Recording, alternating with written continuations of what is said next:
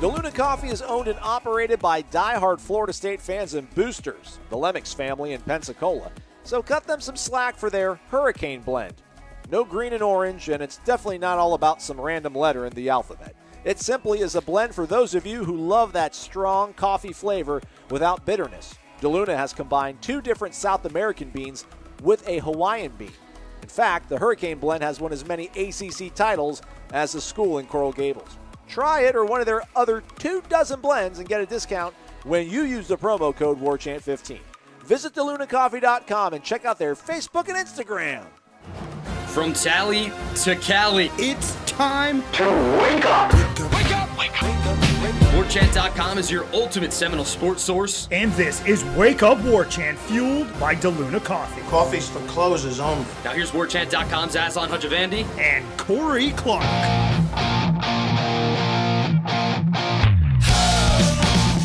Wake up! What's up, everybody? It is Wake Up Warchant. It is fueled by DeLuna Coffee. DeLunaCoffee.com. Come explore our world of coffee. Promo code is WARCHANT15. Check out the website. Get some Blue Angels. Maybe get yourself some Fat Albert. Maybe Midnight Shift. There are so many options for the coffee drinking public at large. It's DeLuna Coffee International. So whatever your palate desires, you can find it over at DeLunaCoffee.com. It'll energize you, motivate you, get your day going, and make you so productive. I can't talk enough about how it's just increased my productivity, probably tenfold, Corey Clark. WarChant.com, Ultimate Seminole Sports Source. Hit the thumbs up, everybody. Come on. You can do it. You can do it. Lots of well wishes from everybody on YouTube for you, Corey. How are you, man? I'm good, buddy. Monday was a little rough. I'm not going to lie, a little painful. But Tuesday was better. Didn't feel as much pain. And, I'm just I look awful. I look like I was in a bar fight. No, you don't. You look great on headlines. Well, yeah, because you couldn't see me. I had a hat covering it, and I was off in the corner, which is how I guess I should be. So maybe that's where we're going to do it from here on out. But, if you saw it up close, you'd recoil in horror. So, Jeff and I will be doing the happy hour thing on Friday at Corner Pocket. So if you want to recoil, come by and take a look. It's like going to the zoo to look at this nose right now. But you know what? It's fine. I got other strengths. I don't, I know a lot of people just think about my nose, and that was always the strength on my face. But I'm going to accentuate some other stuff now. My eyes, they're still blue. Oh yeah, piercing. So I got that going for me. But yeah, I'm doing all right, man. I'm doing all right, and most important thing is that they got all the cancer out, so that was good. Hell yeah, man. Hell yeah, brother. So they practice on Tuesday. Your guy here, I got there kind of late. Didn't get to see all the good stuff. Ira did. Go check out warchant.com for his observations from practice. We're going to do Renegade Express today, Corey. I heard you guys talking about it a little bit on the podcast, Seminole Headlines. We begin sort of abruptly, if you will, but we'll keep it. We'll be able to breathe throughout today's show. Raw Dog 1, 2 G's 1. Do we move on from McKenzie Milton now and go on with Jordan Travis and Chubba? And to that I say, Raw Dog, 2 G's, no, not at all. I think now is the time to embrace McKenzie Milton, for lack of better term, possibly. I don't know what they want to do at quarterback. I don't even know if they really know what they want to do at quarterback, which is probably a problem in of itself. However, the way they've utilized him so far, I don't think is nearly what he envisioned. I don't know if that's what they envisioned when they signed him, when they lured him over here, but just the up and down usage of the Notre Dame game, I understand it. Jordan Travis practiced throughout the preseason. He was available. Struggled early on, but figured things out eventually, got it rolling, got hurt. McKenzie comes in. To start him against Jacksonville State and then go to the whole 2-quarterback thing on the second drive, not letting yourselves develop rhythm, get some points on the board, then go to that kind of goofy, if you will, sort of concept of using both of them at the same time. And then in Wake Forest, for him to go out there, get 2 plays, and then, hey, our plan was to go there, switch them off every series, and then go with a hot hand. No, it's like a muscle car, man. You don't take a muscle car, you don't drive the muscle car down the road during school hours when the school zone light is flashing. Not that McKenzie Milton's what he was or what we thought maybe he could be high end. But can we just get out of his way and just let him go out there and play a game start to finish, unless he's just horrible which at that point, okay, fine, go ahead and pull him. But, give him 6 series in a row. There's so many little things here with this core, but I don't know. Where do you stand right now with this, at least quarterbacks? Yeah, I mean, it's not a great situation either way. There's no guarantee that Jordan is even close to fully healthy. That was a big shot he took, a couple of big shots he took in that game against Wake. He didn't play the second half of that game because of health. So, 7 days later, is he going to be the guy you want back there taking 70 snaps? Probably not. I mean, I just don't know that he's healthy. And, yeah, I mean, I'm at this point I think they just blew a really big chance, I thought, in the Jacksonville State game to really alternate, to give each kid, they're both grown men, give each player 4 or 5 series each to see what worked and what didn't. It was an odd decision that they did there. And then it was odd this past Saturday with the with starting Jordan, giving him the majority of the reps in the first half after you gave Milton all the reps against Jacksonville State. But now maybe the decision's made for them because of Travis's health. Yeah, I mean, at this point, ride with Milton for a while and see. And then if Jordan can't go or isn't himself, if he can't utilize his legs to an advantage, and he has not so far through 3 games. He, again, like I said yesterday, he's run for 1 first down in 3 games. McKenzie Milton's run for more than that. I saw Jared Goff do that 3 times Monday night. Jared flipping Goff. Jordan Travis isn't doing anything with his legs. So if that's not part of who he is now, either because of health, because he's not as elusive or fast as he once was, or doesn't want to take hits for this reason or that reason, then I don't know why you would even alternate. Go with McKenzie Milton. If Travis can't go, then, and if you want a change of pace, you bring in Purdy, because Purdy's a good athlete too. He's a better athlete than Milton. He can run better than Milton. He's probably more willing to get hit than either of those first 2 guys for various reasons. So, I wouldn't punt on McKenzie Milton. I know some of that was ugly on Saturday, and he can't throw it 65 yards in the air. We know that. He doesn't have an incredible cannon, and he's not 100% health-wise. It's certainly, on that one leg. So, but again, it's not all him. I don't think he was great. He hasn't been great at all. But his teammates have let him down too, and his coaches have let him down. If they can all get on the same page and make it the right page and put him in a better chance to succeed, I don't see why he can't put up 30 points. Will that be enough to beat Louisville? Who knows? But I could see McKenzie Milton leading 3 or 4 or 5 touchdown drives. But you're right. To your overall point, give him a chance. Just like everything else, man, playing quarterback is about being in a rhythm. And when you get 2 plays and get pulled, and then maybe throw 1 more pass in the next hour and a half, it's hard to get in a rhythm that way. So give the guy a chance and see what he is. And then I guess adjust accordingly. I know it's not apples to apples, but it would be like Kenny calling plays first series, and then Norvell calls plays second series, and then third series Kenny, and then fourth series Norvell, and then we'll go with the hot hand, whoever's calling the better plays.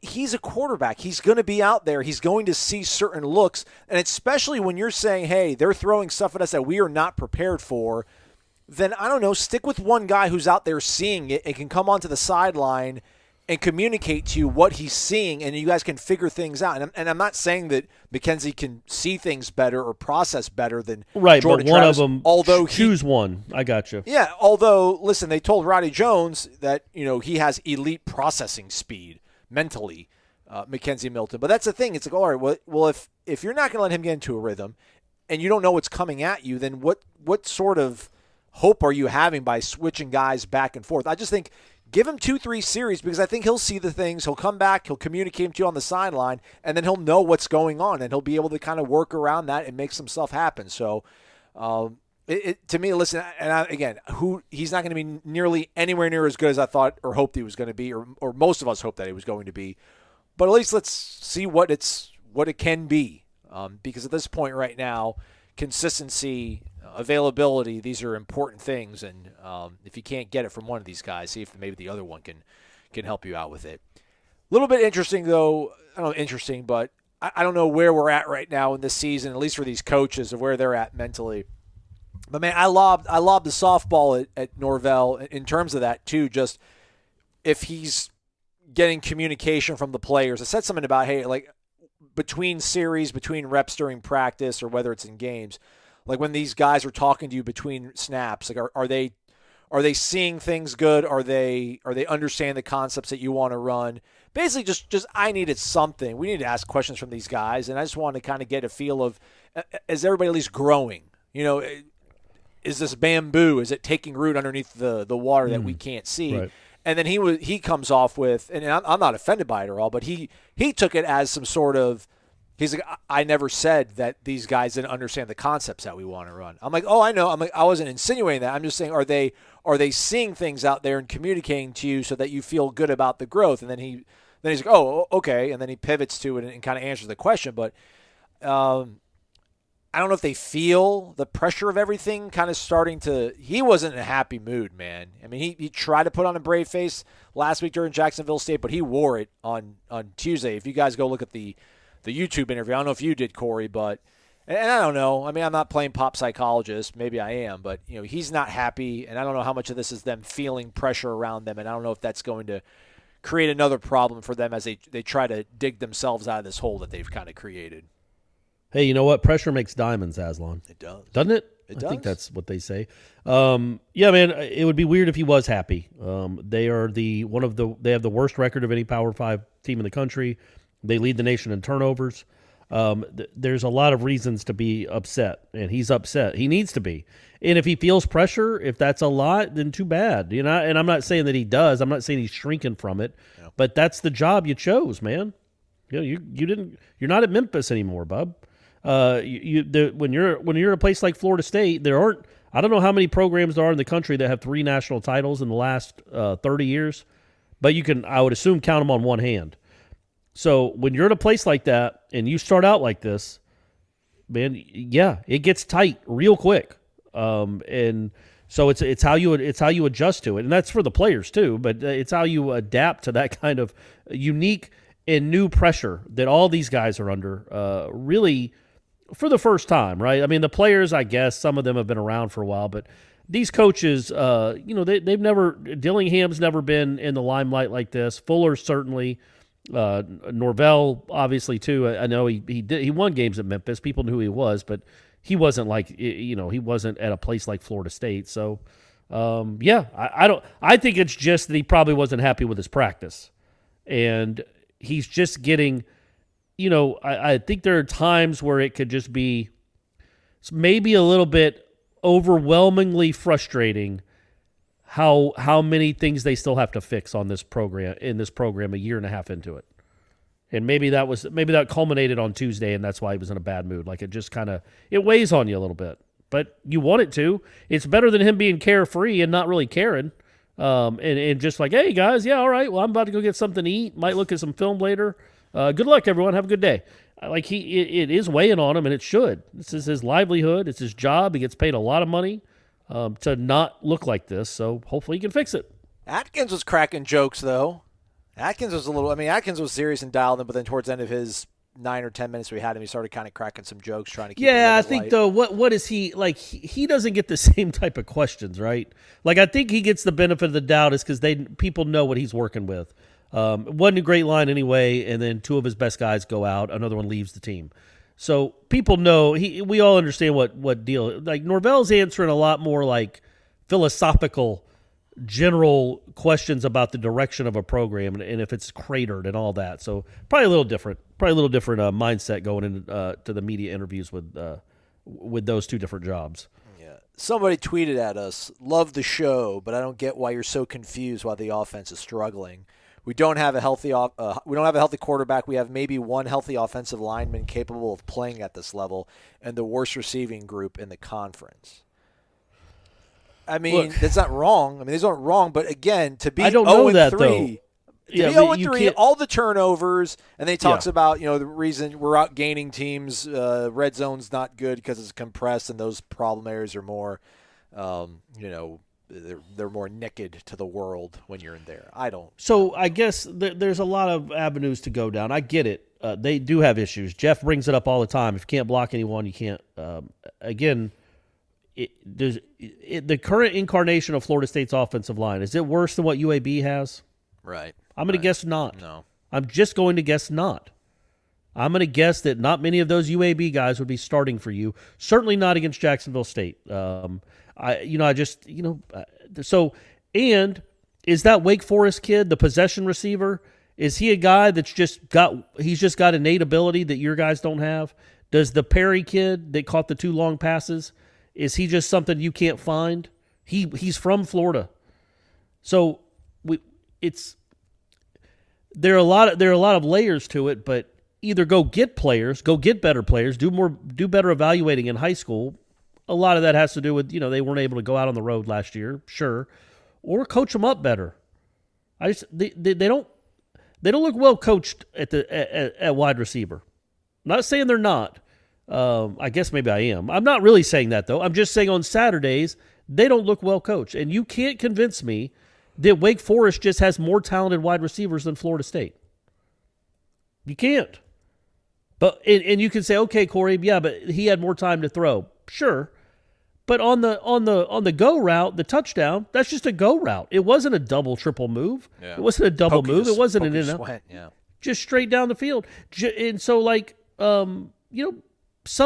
lot of these receivers make plays, and it just doesn't seem like that's happening a lot at Florida State, and that needs to be addressed. And maybe you take a game like Louisville, or maybe North Carolina, I don't know, a game that you think you're probably going to lose anyway, and throw it 65 times. Let's go. All right, Corey, welcome. Welcome to the resistance, man. No, you're not going to win. That is a recipe to lose by 40 points.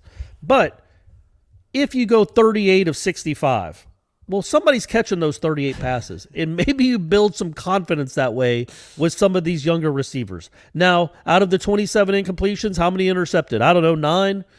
Who knows at this point with this team? And if he can even get off 65 passes in a game, that's a whole other issue. But I do say, if Robert Scott and Maurice Smith come back, you don't sit here and tell me that Robert Scott, Maurice Smith, DLT, Darius Washington, that's a horrible offensive line. It's not. Yeah. It's not good, but it's not horrible. It's not the worst in the ACC. So act like it. Quit acting like you just have absolutely no talent on the field. What can you do? Throw your hands up. Can't block them. Why can't you block them? They're 310 pounds. They've been working out. Do they just not understand technique? And I'm not talking about being able to block Clemson. Again, go back to our Georgia. Go back to the Beamer interview when he's asked why did Georgia's defense give him so many problems. Essentially he's saying we can't block them. Our guys aren't good enough. There will be a couple of times this year, maybe Florida. They looked pretty darn good up front on Saturday. Definitely Clemson. You can't block those guys.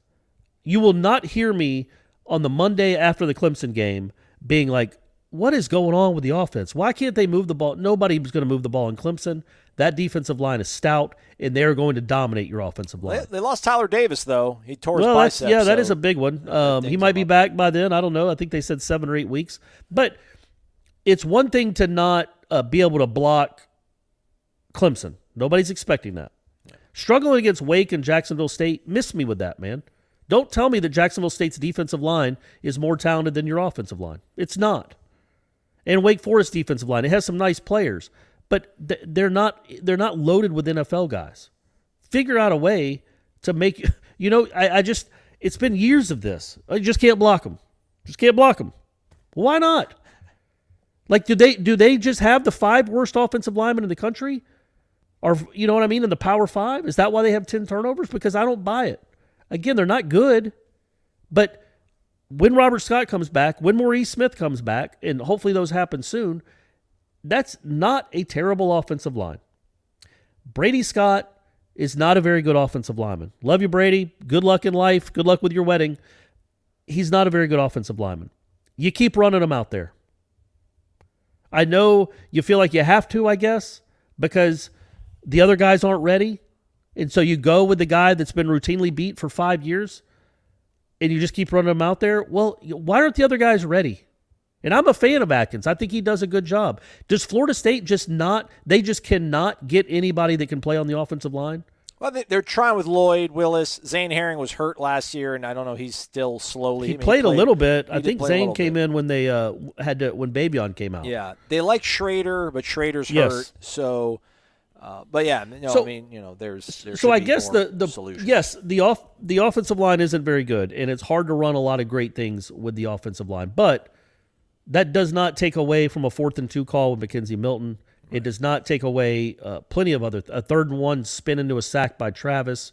That's not all on the offensive line, and it feels like that sometimes becomes just like the go-to excuse. Yeah, and you can't block it up. Running backs have missed holes. I mean, running backs missed important holes against Jacksonville State that caused drives to end that were there, but they.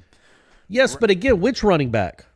Yeah, I don't. Well, it's not. I don't want to. I'm not dogging anybody personally. I'm just saying let's not just constantly just stay in this echo chamber of the offensive line's horrible. We're never going to be right. Because listen, no one. The two guys that you're listening to did not think this team was going to win 8-9 games this season. We thought they were going to win 6 games. That seems incredibly unlikely right now. So we're pretty pragmatic about where they're at and what we were expecting this team to be. But to Corey's point, it's hard to. There's some data out there for you folks. I mean, you're making some points. I'm not saying that your tweet was totally erroneous or anything like that, but there's enough talent on this offensive line, even with some of these nicks and knacks, to figure out ways to move this offense. Man, I guess they have moved the offense. They haven't been able to finish. They've been turning the ball over. That's not a good thing. Yeah, and my point with the running back question was, it was one running back that kept missing holes in that game, but he was on the field. Yeah. That's the coaching. So when you just say just blanket statements about the offensive line and quarterbacks being hurt and try to absolve the coaching staff, that's the issue I have with it. Not that it's not accurate, because it is, but that doesn't mean they're maximizing what they have. If they were that's why I was bringing up the Clemson. If you maximize what you have and you're just not good enough, you throw your hands up and say, what can you do? Against Jacksonville State, they were coached horribly. Against Wake Forest, they were not coached much better. That's my issue. If you coach well, you put them in a position to succeed, and it just doesn't happen, okay. But when you do all the hokey pokey with the quarterbacks, and then you have Toafili in the game when it matters instead of Corbin and Ward, that's on you as a coaching staff. That play that Toafili loses 2 or 3 yards when he could go either direction and just kind of seemingly runs right into the guy. Trayshawn Ward probably scores a touchdown on that. Let's be honest. In my opinion. But that's a personnel decision. There was a bad decision by the coach. We're allowed to say that too, while also admitting that the offensive line makes it a challenge. But yeah, when we talked about that on headlines, because Jeff was like, look, he was saying like they could be years away from being average because they just don't have any offensive linemen. And I held him up on that. It's like, look, man, I think Robert Scott's pretty good. Mm-hmm. I think Maurice Smith they like a lot, and I know they like the Schrader kid. So next year, I know it's next year because Schrader can't play this year. And they like Lloyd Willis. They just they like and Darius Washington's young, youngish. So you've got the makeup, a core of an offensive line that could be better than average, in my opinion, if they continue to get better and stay healthy. But golly, does Florida State seem every year in September? There's 2 linemen that just can't go. They just get dinged up. And it's like every year it starts the same way. And then they're on a backup guard or a backup tackle every single year. And maybe that happens at other schools. I don't pay as much attention to those other schools as I do Florida State. But this is a yearly occurrence where a couple of linemen just go down. And it's a huge but, an enormous if, because who knows if it would happen. But and they got some linemen committed to this class. They might be improving there, like talent-wise. I think they're going to be coached well. But talent-wise, I think they're improving too. And next year, if you have Scott, Smith, Washington, Schrader, whoever else you want to throw in there, Willis maybe, whoever else you want to throw in there, Herring, you might have a core group that can play. And then we can stop always blaming the offensive line for everything. Gibbons too, right? Gibbons got some tread. Yeah, Gibbons has another year too. So you'll have some experience. And we'll see. Like this year again, hopefully Robert Scott and Maurice Smith can come back and stay healthy. But we'll see. Hey, folks, are you interested in investing in getting some doll hairs? Why don't you try some crypto? Why don't you try Kraken, where you can use their app to buy and sell over 50 of the most popular cryptos like Doge, Ethereum, and of course, Bitcoin, all on the go from your mobile device every day, every single minute of that day. It's easy to get started. Just download their app. It's Kraken, Kraken, like the mythical nautical creature. Create your account. You'll be investing in minutes. And the coolest thing is you don't have to buy an entire Bitcoin. That's like 40 grand. You can just spend about as much as $10 worth on Kraken just to get your feet wet. So find out why Kraken has been one of the highest rated places to buy cryptocurrencies for the last 10 years. Kraken.com/warchant, Kraken, or search for Kraken in the App Store. Let's keep it going on the ponies here, Corey. I was like, we'll kind of sprinkle one in here, and we're like 30 minutes into the show already. Eskimo Randy, wake up, Corey. Glad to hear you're healthy. Very thankful for all the joy and entertainment you've brought over the years. Looking forward to that continuing. Hey, thank you, man. I appreciate that. My biggest concern is the seemingly total lack of player development. Two young quarterbacks that have been with the program for well over a year now and who got pretty significant playing time last year seem to be nowhere near starting quality. And with our starting quarterback situation, that says a lot. Along with a whole stash of receivers and defensive backs that seem to be at the exact same level they were when they entered the program. Our best players are plug-and-play defensive line transfers and a running back who looked better playing for Jimbo Fisher at A&M than he does for us. I don't know about that. He's looked pretty good for us. Is it still too early to be concerned about lack of player development, or is this a real problem? Corey, you want to take that one? That's. No, it's not too early. You can be concerned with anything you want. Who am I? You can be concerned with everything.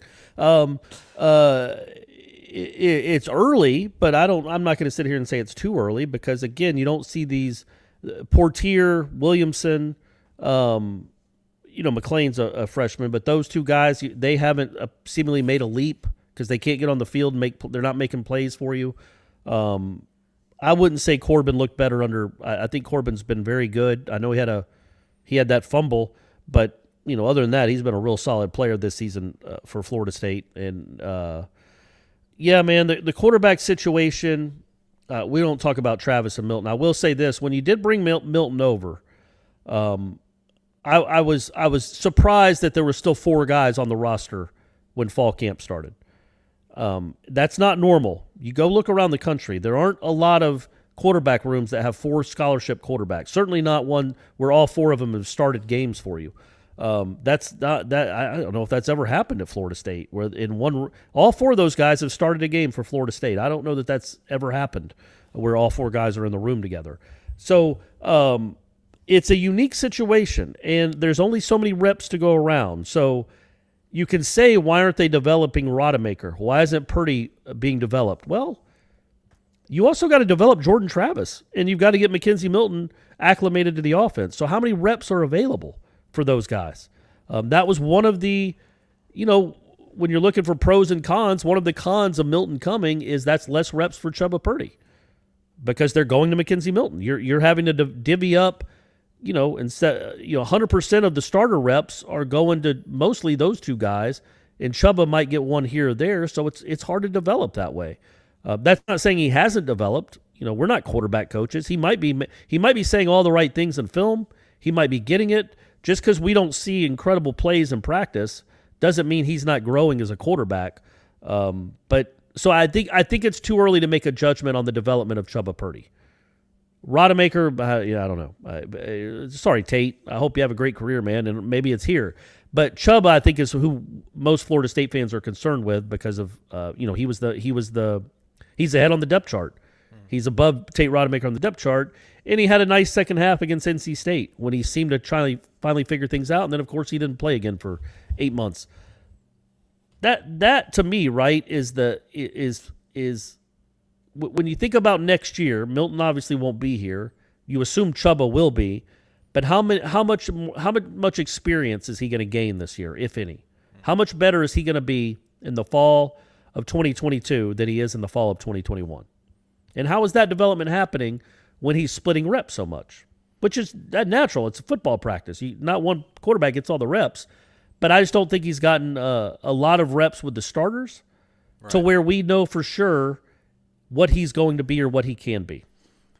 Yeah, that was another thing Norvell took umbrage with on Tuesday when I was, I'm like, hey, with maybe you being forced into playing one quarterback, could that be a good thing? Because you guys can just kind of streamline and tailor everything. He's like, listen, man, he's like, everywhere I've been, he's like, I've split reps.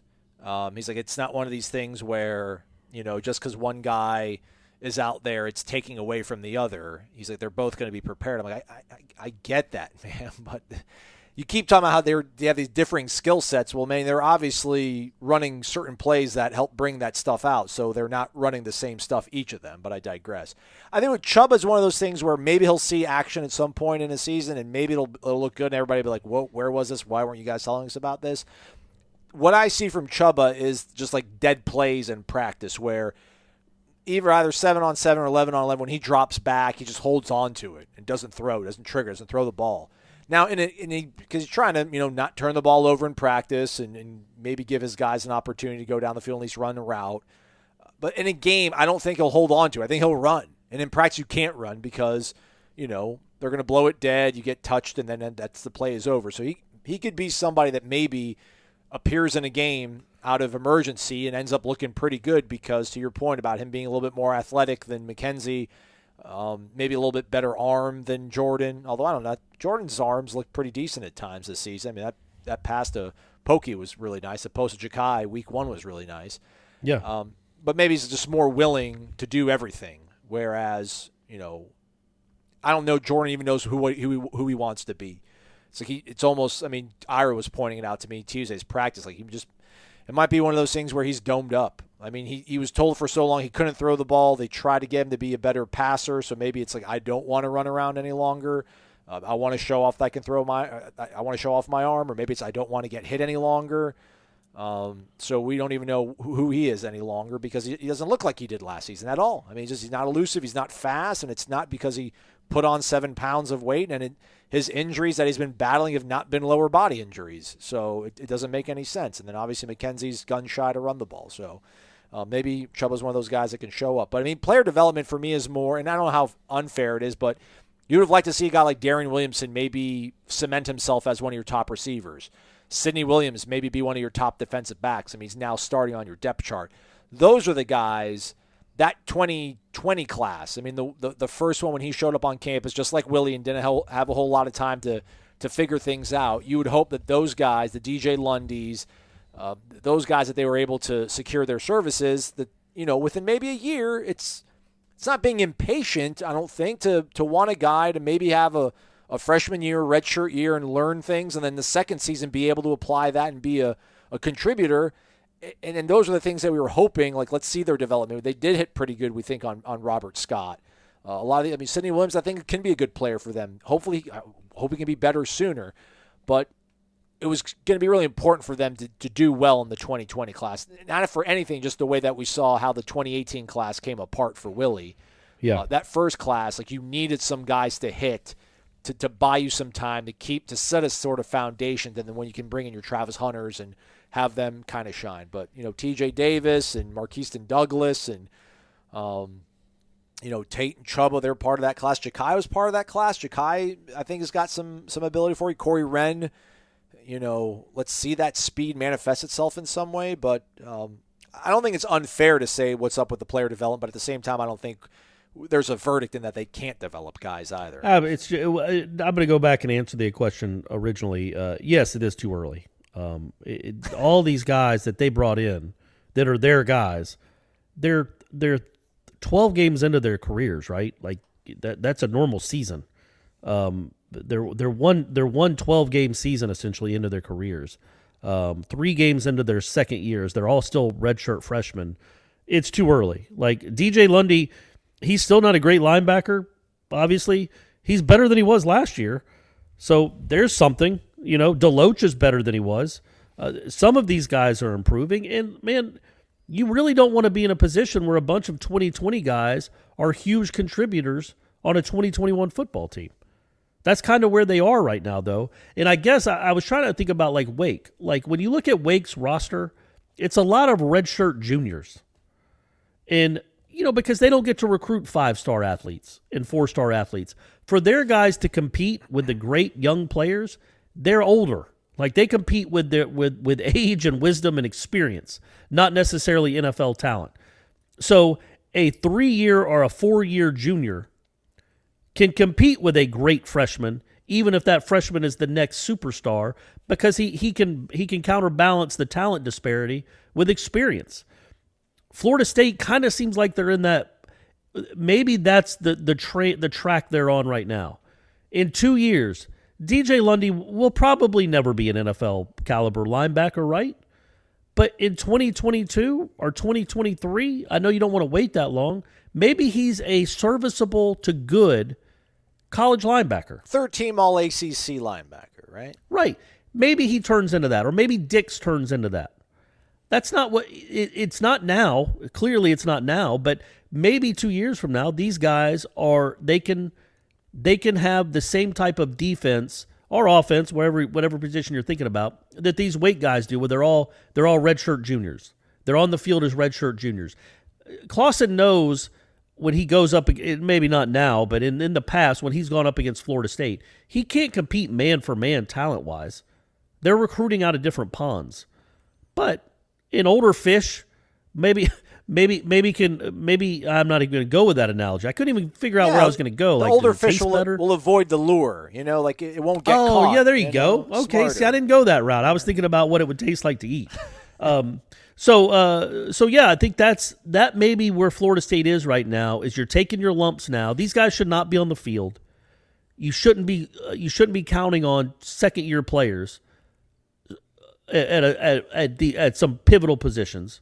If you had your druthers, if the program was where you want it. Maybe 2 years from now, DJ Lundy is a good college defensive player.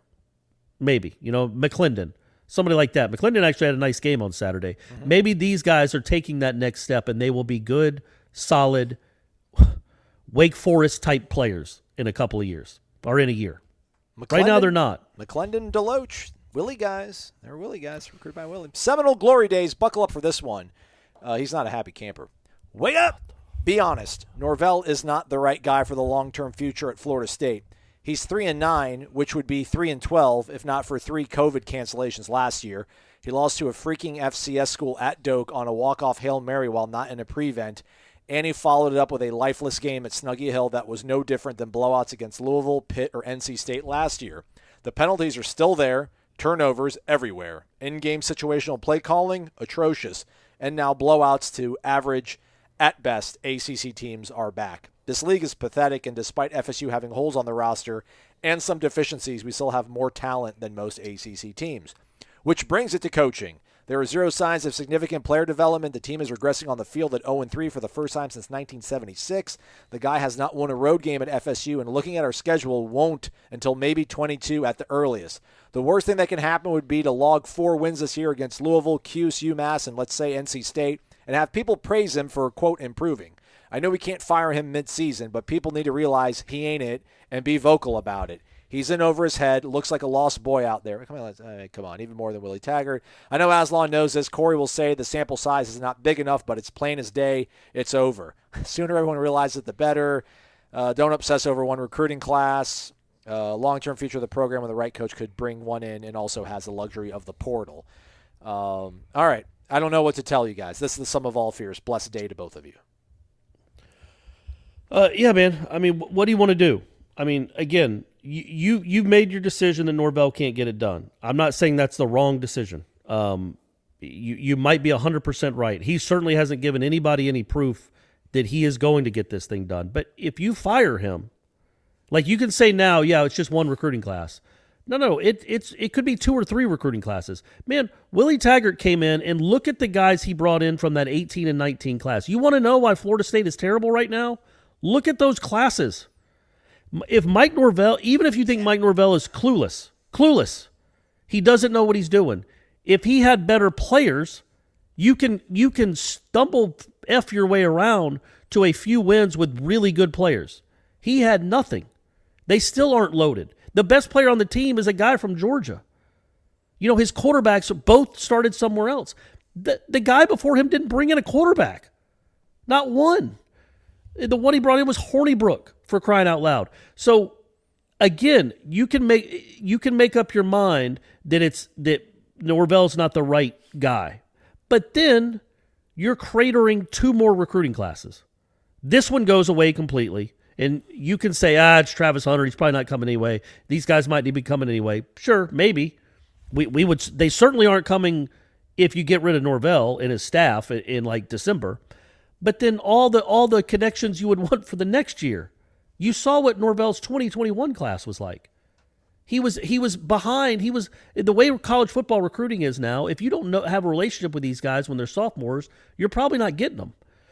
So you bring in a whole new coaching staff to try to have to develop more relationships all over the state and do all that again. You're probably going to have 2 more pedestrian to bad recruiting classes. But I mean, the 18 class for Willie and the 20 class for Norvell, those were like, hey, man, we got 2 weeks. And for Willie, that was the first ever time there was an early signing period. But, he was still able to use the cachet of Florida State. We weren't that far removed from success.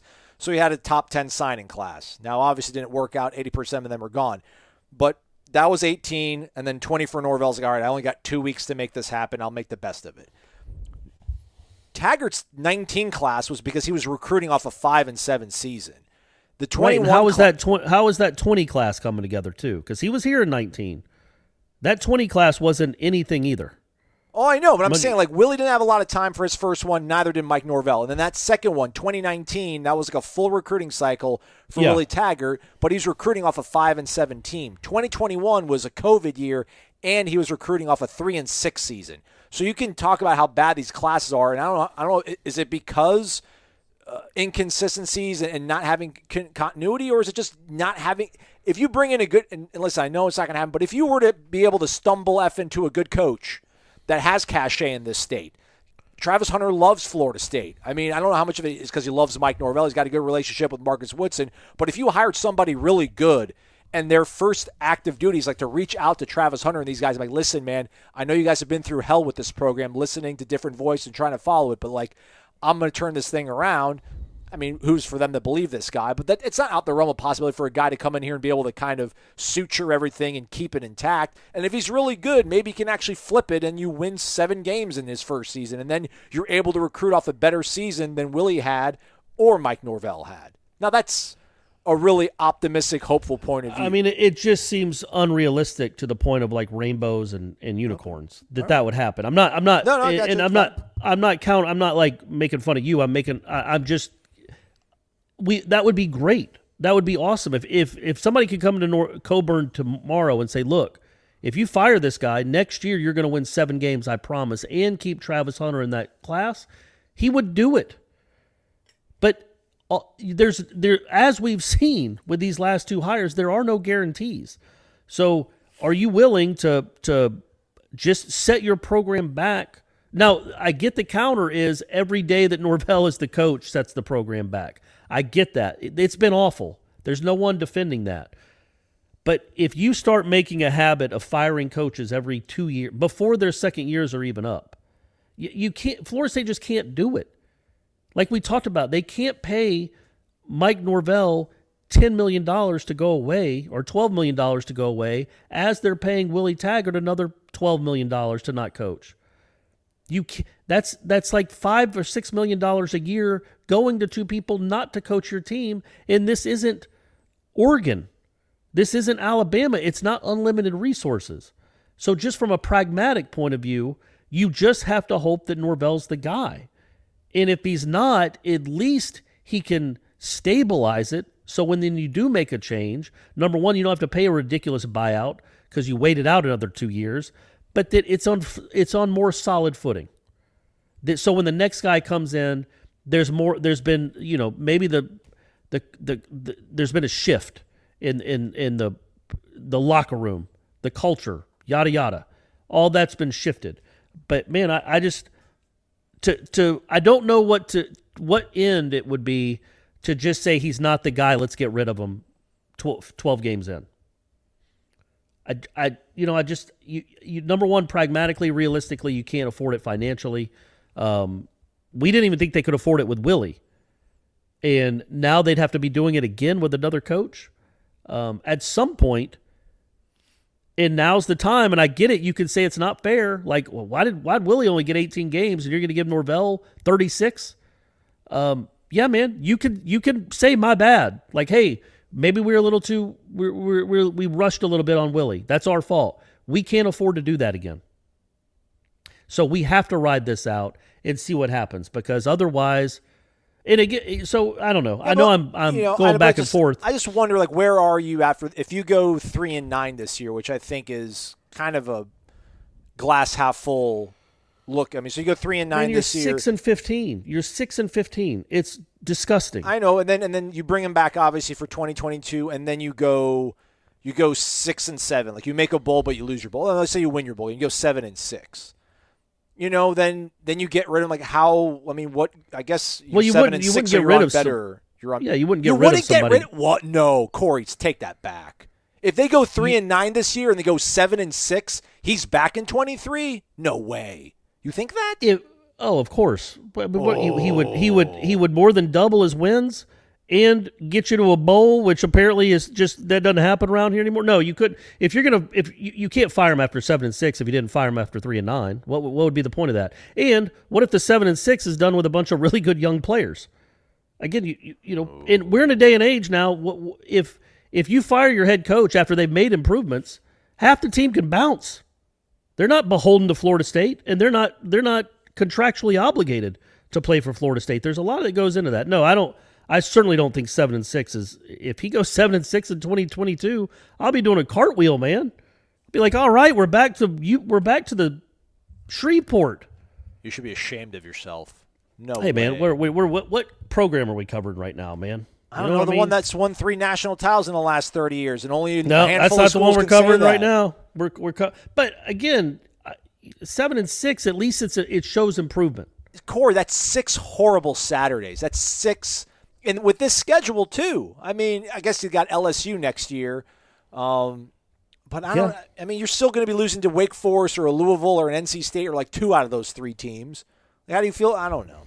Primetime 92.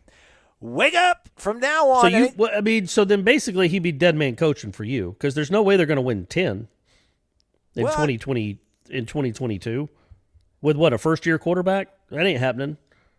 So he has to win 9 or 10 or he's lost his job? You have to beat Florida or Miami. You got to do something special. Maybe I shouldn't put out a number 7-6, but you got to do something. That'll be your 4th year. You got to do something special.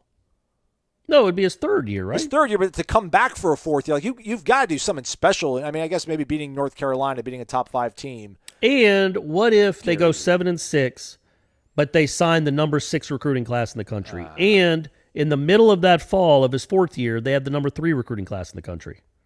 That's how you win football games, man. It's just how you win football games with players. And I'm not excusing how poorly they're coached. If you've listened to this show, you know I'm just flummoxed about how bad they are. They have not given you any – they don't deserve any benefit of the doubt. Nothing they've done – not a lot of what they've done has made sense. But when you take over a program – like Willie didn't take over a program in 2018 where the entire 2015 class had just left, just wasn't there anymore. Or 2016. That's what – I mean, Norvell took over a program in 2020 – where the number 10 recruiting class in the country from 2 years ago, none of them are here anymore. That's hard. It's not. It doesn't excuse what we're watching. It doesn't excuse the perplexing decisions that are made. But it isn't the roster that Willie took over. It doesn't deserve to be 0-3. But I mean, God, you basically wasted 2 full years of recruiting. I don't know how many guys on that 19 class are doing things, but I know almost nobody from the 18 class is doing anything. It's almost 2 complete whiffs in 2 recruiting cycles without a quarterback, which is the most important position in sports, which seems almost impossible that you would go 2 straight cycles without signing a quarterback, but they did. So, you know, it doesn't excuse how poorly coached they are.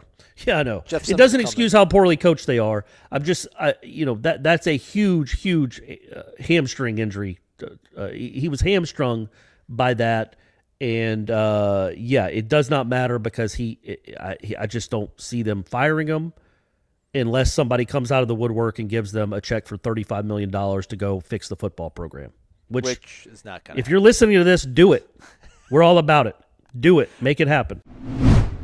Already eliminated from your work survivor pool? Come on, it's only week 3. But don't sweat it. MyBookie's got you covered. They're kicking off a free $50,000 survivor contest for week 3.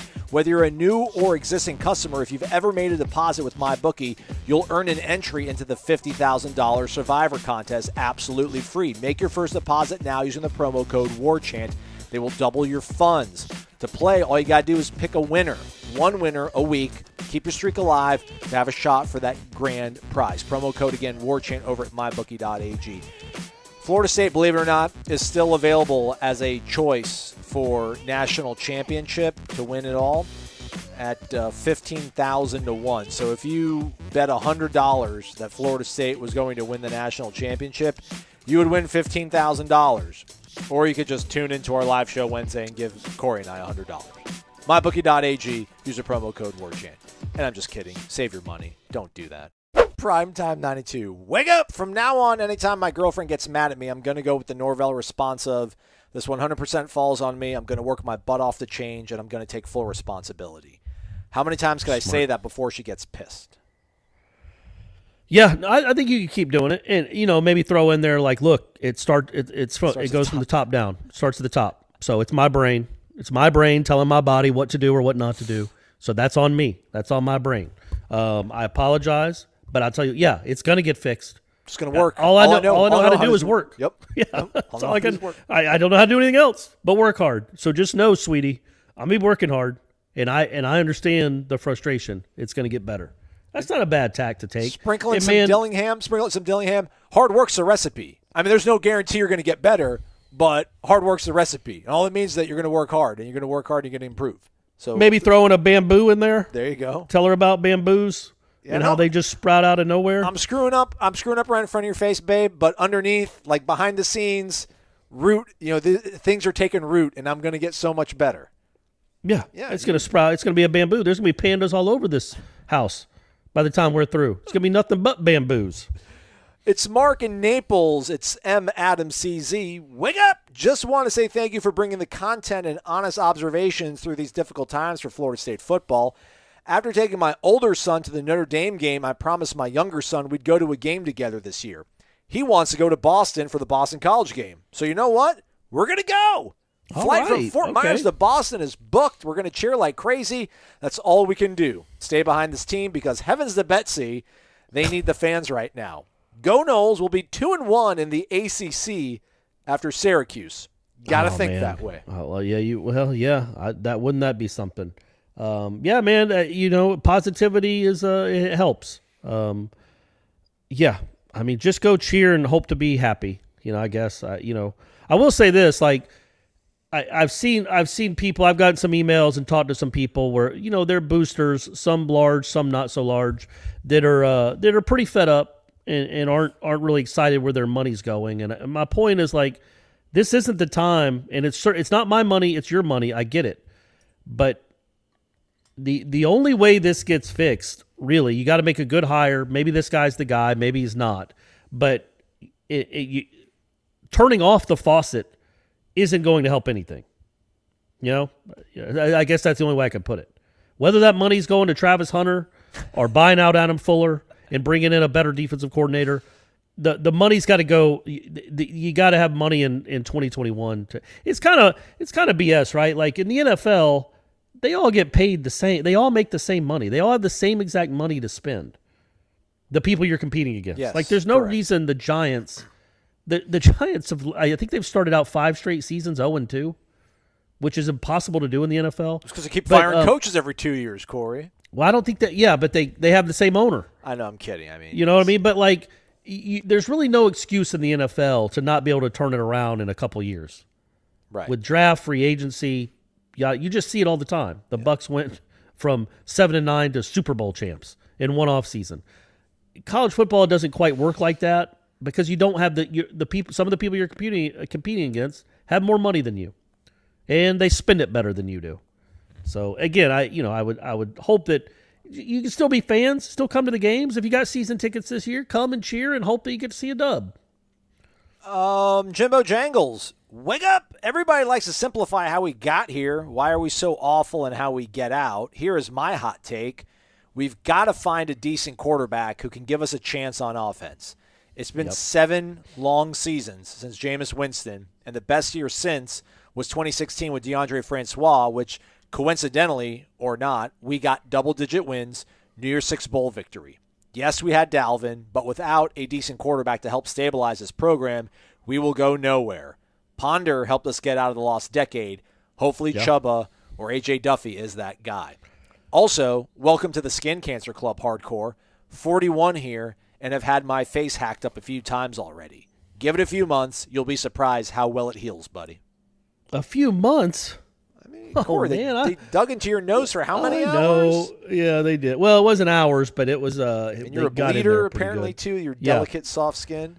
Yeah. All right. Well, it's gonna be, and it's a cool. I can make up any story I want for the scar on my nose. That's a very good point, man. I've always said that. Yeah, and I was thinking about this today when we did headlines. On Tuesday when we did headlines, I didn't talk about it, but because it always comes up, like, how did this happen? How did this get here? And I go back weirdly. I think the first domino to fall, which might have been one of the bigger ones, is the Malik Henry debacle. Yeah. I mean, it really is, right? Like, that kid was supposed to be the next thing, and you could have gotten any quarterback in the country at that time to come play for you. Anybody, and you chose that kid who couldn't hack it. Who had red flags flying as high as the eye could see. Oh yeah, I mean, 200 feet in the air, those red flags. If Jimbo had found another quarterback, either the year prior or the year after, that was great, that he might still be here. I don't know. You're telling me that, like, if DeAndre Francois had been, I don't know, Baker Mayfield, that Jimbo leaves him to go coach A&M? Right. Or let me put it this way. If Malik Henry had turned into the best quarterback in the country, and he was coming back for his junior year in 18 or 17 or whatever it was, there's a chance Jimbo's still here. Like, that was such that it's in Malik Henry scared off other quarterbacks. They recruited him for 2 years. He committed for 2 years, and that was the first domino of a series of dominoes. But yes, a quarterback can change everything. Yeah. Like, it just does. You can, if you have a quarterback that's fun to watch and productive, you go into every game thinking you have a chance to win. You don't have to be great everywhere else. You can just be pretty good. Like, Florida State's receivers at 2009 weren't anything special, but you still felt like you could put up 35 on everybody you played, as long as Ponder was back there. Yeah. It's really been since Jameis. Obviously, it's been since Jameis. If A.J. Duffy could be a legit NFL quarterback, if Sam Howell was here, what would this program look like right now? Would they be 0-3? Oh, no. Right? They legit probably be 3-0. That's one sad, kid, one kid, right? And he was here. 15. He was coming. Yeah, he was coming. Now you wonder, like, okay, that would mean Willie's still the coach and Walt Bell's still the OC probably, but you also maybe he's not put in the positions. He wouldn't have, number one, he wouldn't have had the talent he had at North Carolina, especially last year. But yes, Sam Howell is a difference maker. He's a record changer, and you need another. You got to go find one of these guys, man. They're all over the country. Go find one that can go win you some games. Not a guy that you hope doesn't lose you the game. Go find you a guy that can win some darn games. And you're right. I think the quarterback it's not talked about enough. We get caught in the minutia of other stuff, and it's not minutia. It's important. All of it's very important. But having a great quarterback, can hide a lot of warts. Yeah, we talk about it, man. The quickest way to flip something is to get a great quarterback. I mean, Dan Mullen's going to win 8-9 games with me throwing footballs for him, man. But, like, the fact that he had Trask there and he could figure out a way to make Trask work, I mean, boom. It was Felipe Franks, and then he's like, actually, I'm gonna pivot, and then he's almost competing for the SEC championship and backdooring into the college football playoff. Indiana, right. Indiana's cratering now, but the reason they were flying high is because that Penix kid who's actually a guy that Willie tried to recruit, or didn't try to recruit. He did recruit him. He tried to bring him to Florida State. So, yeah, man, quarterbacks can change the fortune of programs. Sam Howell, that's why North Carolina had all this buzz, because of him. Yeah. Well, it's why I know it's guy, but I hope so. Obviously, it's not working out this year, but it's why Miami won 8, whatever they were last year, because of De'Aaron King. Yeah, like he changed the whole complexion of that team. They weren't great, but they were certainly better. And so that's out there. Maybe Duffy's that kid. You wonder if he can do it as a true freshman, or maybe Chubba's that kid. But you've got to get better. It has been since 15 of just almost all mediocre to dreadful quarterback play.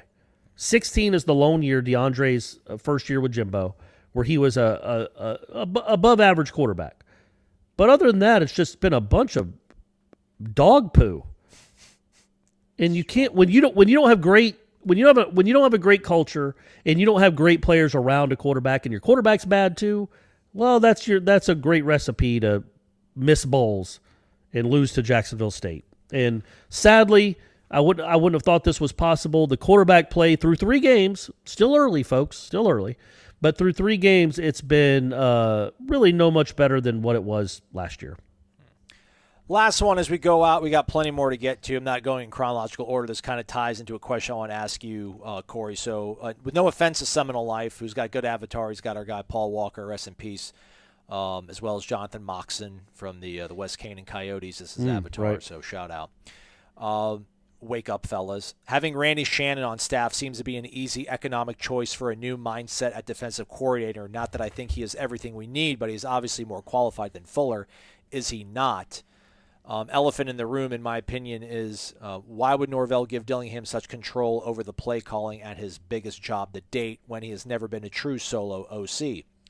Probably shouldn't have asked that one. I want to get to the defensive coordinator thing here. And you can talk about Seminole Life's question after I'm done talking, Corey, by all means. It's your show, too.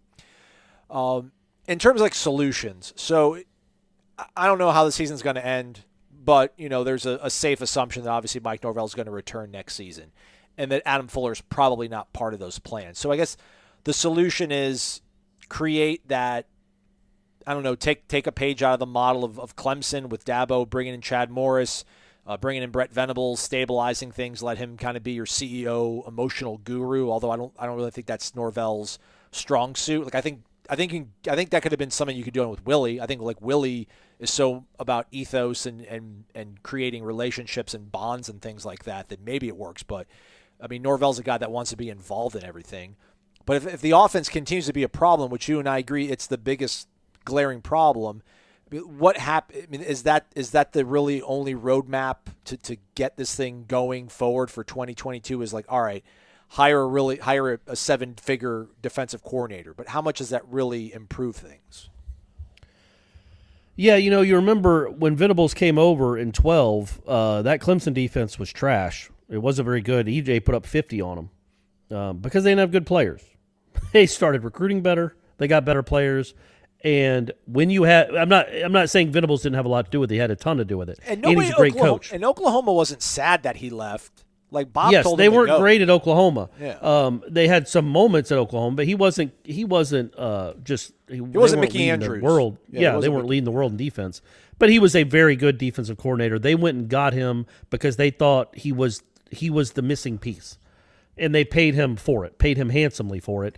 And, yes, in a year or two, he turned that thing around. And now, other than Georgia, they might have the best defense in the country this year. They're always good at defense. They always have great linemen. They're just very well coached, always very well coached. He is great at his job.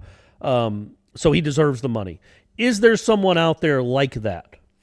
Because if there is, that's willing to leave wherever they're at, man, I start thinking about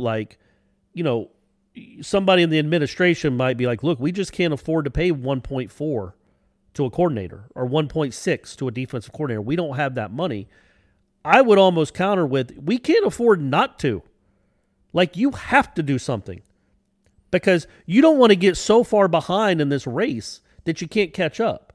And if it takes a big splash hire like that to do it, then go do it. Quit, the dirty little secret around Florida State is they got off on the cheap for a good long while back in the 90s. Bowden didn't get paid really what he was worth in the 90s. Not that the football coaches not that their salaries were skyrocketing, but they got off on the cheap with Bowden and Mickey, for that matter. Well, now it's a different ball game, and you've got to go spend some money. You've got to. And again, like we talked about last week, you can go throw it at recruits and see if you can build it back that way, or you go throw it at a great coordinator. But you've got to go find yourself a great defensive coordinator, not one that might be good, because you're there with the head coach. Like you didn't go get I don't know. But if this offense was great this year, Core, if they were top 40, like they'd be 2-1 right now. So that's my thing. Like if you get, defense is still, it wouldn't hurt, man. Like if I'm for both, man. Like I'm for getting both. I'm for going the whole Dabo route. Okay. At this point, let me see what it looks like at the end of the year. And I know people roll their eyes at this. Let me see what it looks like with their offensive line the way it's supposed to look.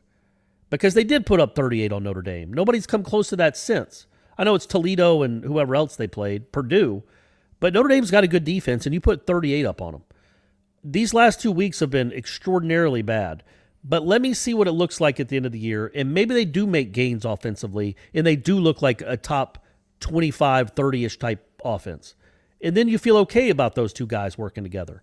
But if it craters like it appears to be, then I don't know how you might have to go make changes on both sides for Norvell to keep his job. Like if you're 101st in the country in offense in year 2 and you're 96th in defense, yeah, you have every right to go try to go spend some money on guys that will fix it. And so, that those are all decisions that have to be made. And I don't think again, we've talked about, I don't think the defense was horrible against Wake, not by its standards. The offense put it in horrible positions. And they were on the field. They couldn't get off the field, that didn't help, but the offense couldn't stay on the field.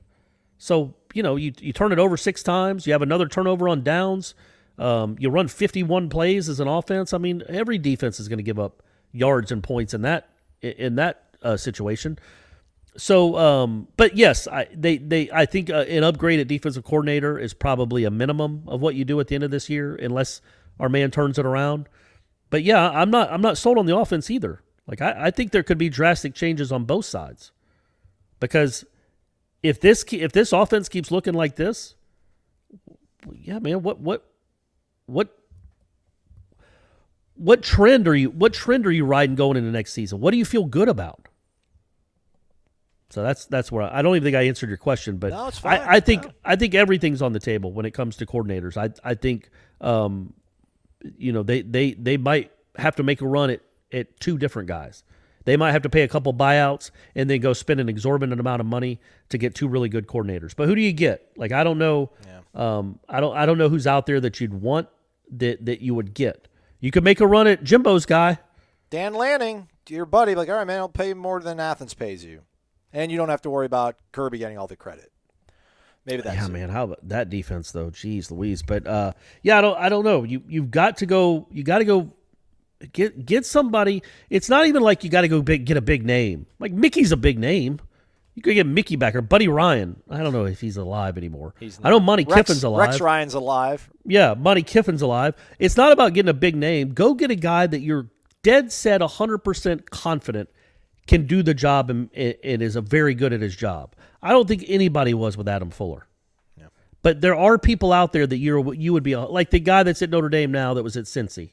I think they were very, very confident that was going to be a great hire. We'll see if it is. He gave up 38 to this offense somehow. But go try to make a hire like that if you're out there on looking for somebody to fill that position. Don't get off on the cheap. Don't go hire UAB's guy just because he was able to shut out Jacksonville State and you weren't. Go hire somebody that you think is the real deal and pay him handsomely for it, because you got to spend money to make money, man. And this I know you got money out there already that's going to a guy coaching at FAU, but this is the crossroads. This upcoming off season, because you're going to be coming off a season that we haven't seen since Nixon was president. You've got to get this thing going in the right direction.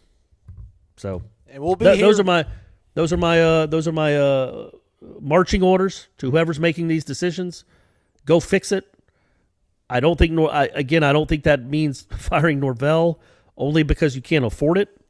But again, I don't think that he is without fault, and I don't think they've been very well coached this season so far. But you know what?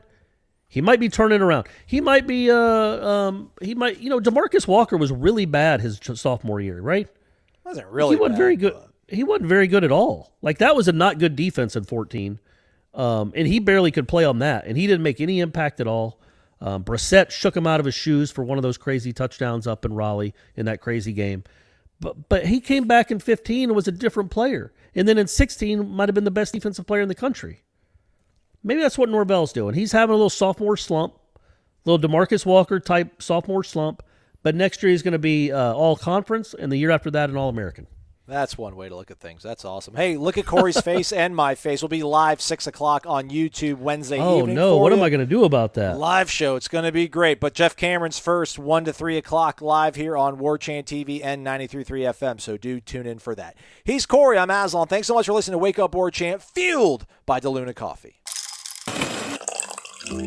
Come explore our world of coffee. DeLuna Coffee features over 24 different blends. DeLuna's unique roasts can be delivered ground finely for drip coffee makers, coarse for the craft crowd, untouched as a whole bean, or even in convenient K-Cups. Founded in 2014 by the Lennox family, Ed and Brett are FSU alums and boosters who are extending a special offer to all listeners. Use the promo code WARCHANT15 for a 15% discount. Visit DeLunaCoffee.com and check out their Facebook and Instagram.